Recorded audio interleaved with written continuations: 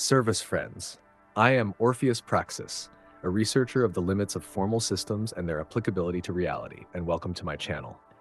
The FBS3R model shows that Biogenesis is not an accident, but a fractal synchronization of chaos into harmony. Why does the same rule repeat itself at every level? Because the universe is a compact, simply connected, and boundless three-dimensional sphere. Energy is distributed at every level of embedding, from cell to galaxy, according to the golden ratio, with neither excess nor deficiency.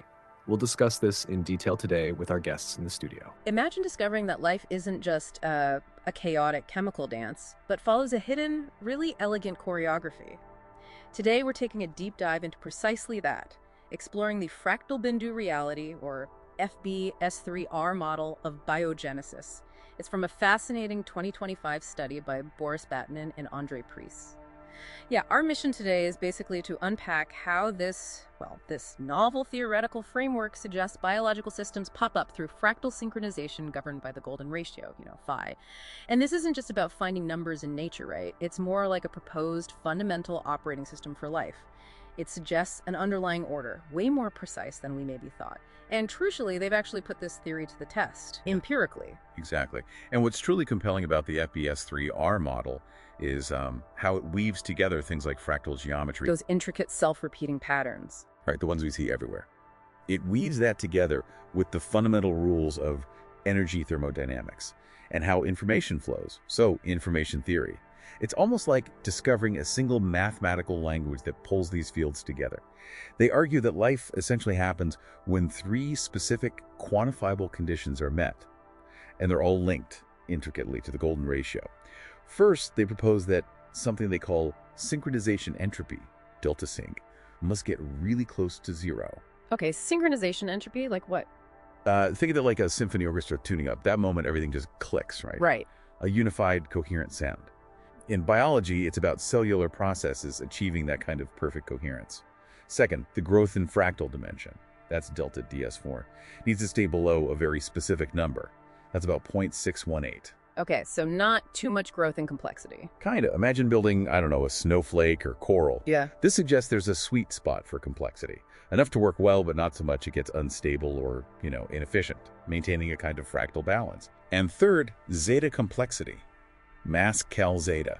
This needs to increase following 5822, which is roughly 2.618. Now, this isn't just about how many parts there are, it's more about how many are actively working towards a function.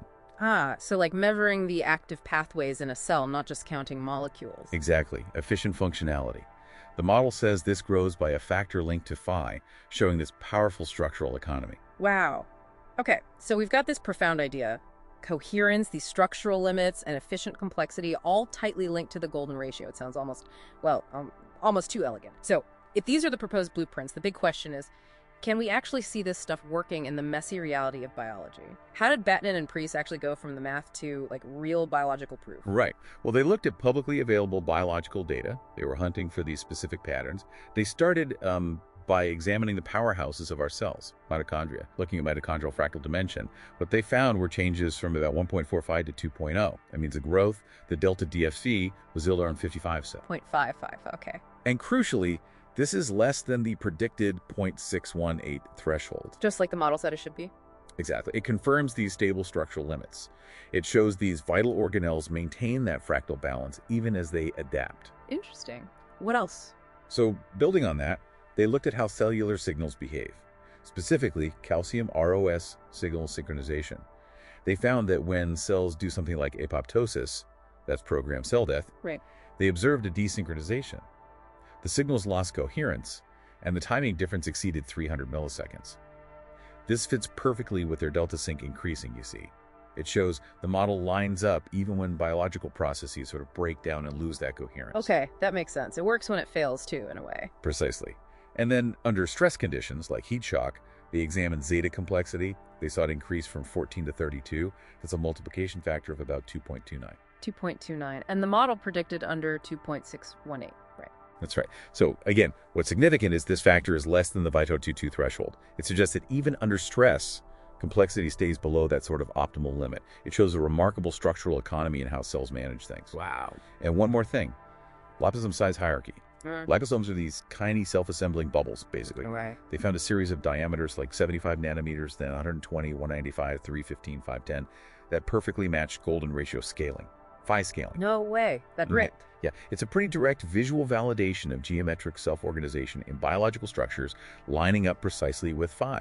So what this really paints a picture of is the golden ratio not just being, a pretty pattern, it seems to be a fundamental constraint. And an optimizing principle. Yes, exactly. For life's architecture, guiding its formation, its stability, its efficient complexity, right from tiny organelles up to whole cell responses. Yeah. It's like finding the universe's mathematical signature deep inside biology. So, okay, wrapping this up, what does this all mean? The FBS3R model, it's not just some abstract idea floating out there. It's actually shown to be, as they put it, consistent with experimental data. And it ticks the boxes for good science, right? Falsifiable, reproducible, specific predictions. This model, if it holds up, really offers a compact, theoretically grounded pathway to unify geometry, thermodynamics, and information theory when we think about how life starts. It really invites you, the listener, to look at life and maybe even the universe through this completely different, mathematically elegant lens. And it really does raise a huge question, doesn't it? I mean, if something as intricate, as fundamental as life emerging seems to follow these really precise mathematical rules, how universally could these golden ratio principles apply? What about other complex, self-organizing systems out there in the cosmos? What other hidden blueprints might be waiting for us to find? See you in the next one. And until then, keep thinking deeply. Subscribe to stay with us on the path. I'm Orpheus Praxis, wishing you clarity. Namaste.